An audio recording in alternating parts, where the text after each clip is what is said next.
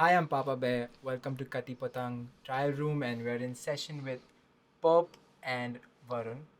Uh, Thank you for coming today, guys. Thank you for having Thanks for having us. us, man. That was a banging recording. It was so beautiful. Yay. It's fun. How do you enjoy it? Good. I think it was a lot of fun. Yeah, it was damn sick. And like, I think this was like the first time we made a different kind of an arrangement for like acoustic kind of a thing. So Yeah. yeah, Yeah, I love that. I think we spoke about this also. Y'all were doing such amazing harmonies, and y'all told me it was in the record anyway, but kind of came into the it forefront. shines more. Yeah, I guess. Yeah. We also spent so much time like recording those harmonies that now that when we just sing it, it's very hard to like not hear it in our heads. So Yeah. that's kind of how we decided to have that in the live recording. I mean, live versions, because it would just always come out like super naturally. That's crazy. In a live performance, it's done. That moment's gone. This is like a snapshot of the moment, but also it's pretty exciting. Also, I guess in studio, like okay, you can redo it. Like Yeah. if you mess up this time, you can do it again. So Yeah. you have that thing always there. But like when you're playing live, that's it. That's your Yeah. one shot, right? You commit It's to also it. easier, I feel, to do things live because, at least for me, when I record at home with a microphone, I can hear everything like a lot clearer than I would ever hear it.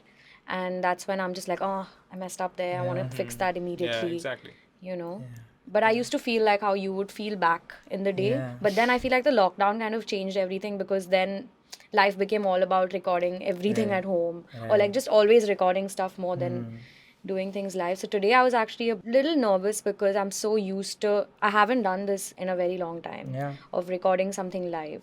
Likewise. Yeah, so I feel like the older Urmi would probably enjoy that a lot.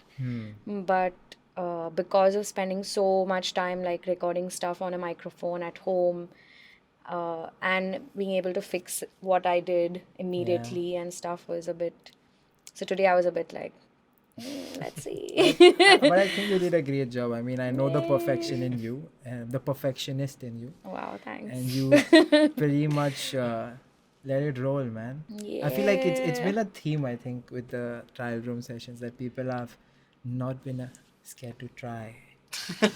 But yeah, I feel like we've been trying to get that out, like get that comfort in. It was really cool to see you all do that. Thanks, It man. was really nice. So yeah, best friend, how was this song written? Like, elaborate. So I actually had just my niece was born around May, and then I was thinking about her, and we were in Kashmir at the time. We had gone for a gig, and on the flight back, I was just like taking inspiration from things around me to write something for her. Yeah. And I wrote the song, and then it just so happened that I saw a video of Varun on Instagram, and I was also in that space where I really wanted to collaborate with someone I had never worked with. And then I hit up Varun being like, hey, like, do you want to do something like this together once? And he was like, sure, blah, blah, blah. And then since I had this written, I was like, fuck it, let's just write a song, you know? And then he came over, we had never met before. And it Yeah, was so- actually like very easy from the get go. I guess it was like my third day in Bombay. Like after Oh, moving really? here, yeah, I it was didn't know like I that. just moved here and I didn't know crazy. anyone. So I was just going through my Instagram, like, okay, Yeah. who are the musicians around here? And I started just sending DMs to these amazing musicians I knew, and I wanted to work with them. So they were like a bunch, and didn't get many replies, but she replied then. Oh, wow. And then she was So- like, "Ghar aa ja kal." I was like, okay, I'll fine. It's crazy. Yeah. It was actually not at all the route I ever envisioned or imagined. And that, but then I didn't want to like, you know, tell Varun that, hey, this is what I'm thinking and let's do it this way, because I hadn't ever worked with him. I was like, let's see, like, you know, I want him to bring what he is to the table. Yeah. And then, yeah, we would just like, I would just go, wake up in the morning, brush my teeth, shower, go to Varun's in the morning, come back in the evening. And that used to be like a boot camp. Right. Yeah, it And- became like a thing for like a week or two. Yeah, like, yeah. It was just But best, Cool. best Yeah. friend, I think we did like in a week or something. Yeah, And pretty but we much. were on such a high from just finishing that we were like, let's write another one, let's write another one, blah blah blah. So we ended up writing 3 songs together in 2 weeks or something. Yeah. And yeah, basically that was the vibe. And the whistle part also in the song Yeah. was when in between takes, we were very very worked up. Where when you take breaks, also you're only thinking about the song. So I was sitting. Varun was like, you'll check it out, blah blah. I'll make a green tea or something. And he's walked to the kitchen, and he lives in a studio, so you can hear everything in the room. Okay. So while it was playing, he just started whistling that, and I was like, Varun, I was just bringing green ये tea भी and add I was करते like, "Can you even know?" And I was like, Yeah. oh, Yeah. like we have to add this. That's like an amazing instrument. Yeah. Yeah. and That's so amazing. we did that. But I have to say that all the harmonies in this, I was just shocked at his skill to put vocal harmonies together. It's just fucking genius, to be honest. Like, he was really good at that. I felt like I learned a lot from that. Like, he has a very good ear for harmonies and putting together vocal takes. And so all the harmonies and stuff, I would just give props to this. No, but I feel Man. like it's such a beautiful way to build a friendship also. Yeah. Oh, absolutely. Like, after that song, I feel like we got close as people as well as friends, and then we started hanging out more, playing shows together. Yeah. Yeah. And the irony is, like, I didn't even know her, and like we Yeah. wrote a song called Best Friend. Yeah. Like, Yeah. so When you're just in a room with this person and you're just with them the whole day for like 2-3 weeks, obviously you will get closer as people Yeah, if and things friends. are good, like for sure. I mean, come on. If you're not potentially already best friends, I feel. Like it was potentially a great friendship. It's very hard to like not be friends with Perp. no comments on that. बाहर में. Best friend. Yeah, so I feel like both of you all have had backgrounds in music training of some sort or the other. So we'll talk about it maybe one at a time. Sure. So you had a background in Carnatic music. Yeah. And how do you feel like that shaped you as a musician or as a singer? What it did for you? Like, I feel like while I was learning it, I was so young that I had no idea what the hell it was doing to me. And I never really enjoyed it as much as a kid, but obviously because I'm Mallu and I'm South Indian, blah, blah, blah, like I had to kind of do it. But then as I went to music school, I realized that I had really good ears, and that's because of being at, like, studying Carnatic music for so many years. And then as some years passed, I started listening to like a lot of like groovy music, like funk type stuff. And that's when I realized that actually I have a good sense of groove, and that's why like my sense of melody is better. but then the other spectrum of things, Varun's from Berkeley. And how do you feel like, what was your journey with music even before Berkeley, and then how Berkeley changed it for you? So I basically started playing the guitar when I was 6 years old. And through the course of time, like, I had a bunch of different guitar instructors. I also learned Hindustani classical singing for like three and a half years. And then after school, like after high school, I moved to Boston for Berkeley. And it was quite the experience, man. Yeah. was Tell really us something about it. How was it? It was great. Like, actually, more than the course or anything, it was the people that I like learned the most from. Definitely helped me grow a lot as a person, as a musician, just That's great. overall growth. Yeah. Yeah. So Boston or Bombay? Ooh, don't do that to me, man. Go on. Oh, man, Boston has my heart. Like, it'll always have my heart, because Fair. there's a reason, because I went through a lot while I was there. Yeah. Like, I found myself in a way. I'm still doing that, actually, but still, it was just going through a lot. I had a band over there, and Oh yeah. yeah, so I had a funk rock band Oh, called I didn't know Category about this. 9. Tell Yes. us something. What is it called? It was called Category 9. Okay. It was a funk rock band. We were pretty big in the college circuit in around Boston and New England area. And I used to make some heavy funk rock music. Wow.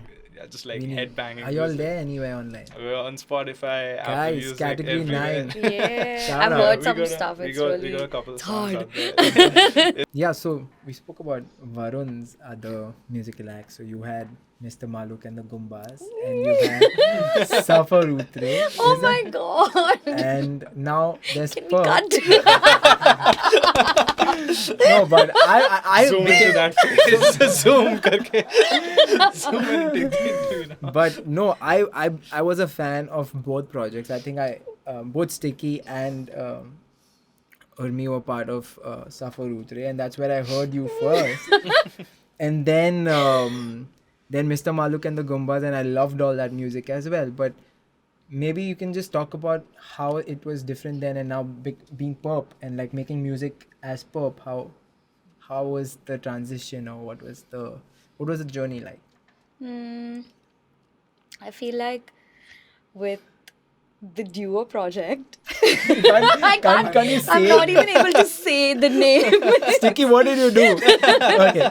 It's just so cringe. But it was around the time when Ashwin and I were really tight, and I mean, we still are, but at the time was when we had just met and became really good friends. And Ashwin's also like such a gentle person, and at the time, because I was just so new with music school and like writing songs and stuff, like I just would always feel extremely intimidated to be in a space where I had to write a song or like express myself. Yeah. And I think a lot of it is because I can be a very self-critical person, and that is something I'm trying to unlearn, whatever. But that's when we were in a practice room together, and we just wrote a song called She, Okay. like a while ago. And we wrote it, and we were like, I was really feeling so like free Right. in that room, and also like very like cathartic. You know, when you write something or write a poem or whatever, you just suddenly feel so like that Like a vibe. release, yeah. Yeah, exactly. So I felt really like that vibe. And we were both really young, and we were like, let's write songs, let's play at like these open mics at school, blah blah blah, let's form like a duo thingy together. And we did. We used to play like a few gigs here and there. And after a point, we met a friend, Avyay, and Mr. Maluk. Mr. Maluk. And so y'all are the Gumbas. Yeah, we were the Goombas. And so anyway, we met Avyay, and Avyay was kind of new in school, and we became really good friends. We would hang out a lot. And Avyay was like, Urmi, do you want to write something together? I was like, sure. And I was like, shall we ask Ashwin as well? Like, I feel like we can do something together, the three of us. And then we would just like meet every other day at Avyay's house. We were almost living there after a point. And we were all so close that it was not just like we were work friends or anything. We were friends first, and then we were just doing music, like, Yeah. on the side. And yeah, we wrote One of These Days, this song that is on Spotify. I love that song. by the way. Yeah, it's very close to my heart also. Is it, they'll release that on Mother's Day? Right? Yeah, we released that on Mother's remember Day. Yeah. And then Avyay moved to Canada, and the lockdown came soon after that. And I just had so much PTSD from not putting out music and just seeing things like just suddenly listening to a song that I used to hate and thinking, wow, this is so good. Like, why did I not put this out? Rainy. Yeah, that one days. I actually. love that That's song. the song that made me feel like, what the hell? Like, Yeah. and then I was like, you know what? Like, I also felt like as a vocalist, I used to feel very like I needed 3-4 people to do something. Like, I was very dependent on other people. So then I guess in the lockdown, I don't know, I just in my mind, I transitioned in a very powerful way. I was like, you know what, I'm going to do everything myself. And I'm going to try to like not be shitting on what I do and put it out so that when you put stuff out, when people listen to it and they say certain things, you feel a push to like do more, and if you don't do more, there's no way you're going to grow or like find a vibe or like a sound or whatever, who you are as a person. Like, you will never know if you don't like share it with other If you people. never try, you will never know. Exactly. But I feel like all of last year was so good in a way where I feel like once you grow older also, you have just not many fucks to give because there's other things in life that are Yeah. More bothering. important. Yeah. I feel like the busier I get, the less self-doubt I feel. Yeah, 100%. Because Same. when I have so much time to myself, like I remember when I had like, I'd be like, the only thing I have to look forward to in this month is a gig 3 weeks away, and I'd be like playing every scenario in my head. Yeah, so I want to ask you all a question. Why don't you all take one each?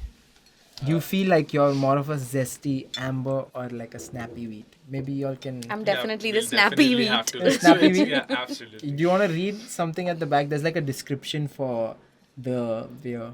Let's talk your Flavor. language, my language. Gags, gigs, gibberish. Take the stage and turn it upside down, and now you're spinning. As you're sipping, slowly tripping, but all's forgiven. For today is your day. Like an inside joke, let's improvise, okay? Now that's the spirit I'm talking about. Trust me, it's my craft. Yeah, you feel like a snappy weed. Yeah, 100%. Are you going to change into somebody else now? No, I don't Okay. think. Okay, we're not going to do Kati that. Patang needs to see that. Okay, awesome. Okay. The cheap skills I have acquired from my mother. Well, I feel like it's made you grow as an artist. So why don't you leave us with a music artist that you can't get off your playlist or you really want to give a shout out to of late? I think, as you know, I know. it has to be. I really, really love Still Woozy. Yeah. And yeah, that's like one artist that I just cannot get off my playlist. But apart from that, I feel like right now I really like Remy Wolf a lot. She's really cool. And I also listen to a lot of Duckworth nowadays. And yeah, Very cool. Mac Miller a lot now. Oh, man. I feel, as I have started writing a lot, like I feel like it's been really nice to like, he's so like present, and the way he ends, he says very little, but the way he says it just hits you like, and you're just like, oh, Yeah. you know. What about you, Varun? For me also, it's gotta be Mac Miller. Like, the guy was a genius. Yeah. But yeah, apart from that, a musician who cannot get off my playlist, John Mayer, of course. Oh, like, yeah. Sure. Yeah, the guy is a genius. Like, Yeah. with his words, with his guitar playing, everything. Yeah. And You're also this alumni. exactly. Berkeley. I mean, he didn't finish, but Yeah, still yeah. represent, right? Yeah. But apart from that, I've been listening to a bunch of Kate Renata lately. Because Oh, I've been like just lovely. refine my production chops, I guess. So, Yeah. just been listening to that a lot. Kate Renata, Thundercat. There's so many. Yeah, so those are the few, who I've been listening to a lot. Great interview. Sorry, So- my phone has been vibrating from the back. I wasn't farting. Okay, with that, on that note, bye-bye. Thank you. Thank Okay. you. iPhone. It had to be my mother. Shout out kiya na? Hello. That was good, guys. Hello. Sick, man. I'll call you back in 5 hours. Thanks for having us, man. Yeah, no, of course. Bye. आया तो मैं क्या बोलूं?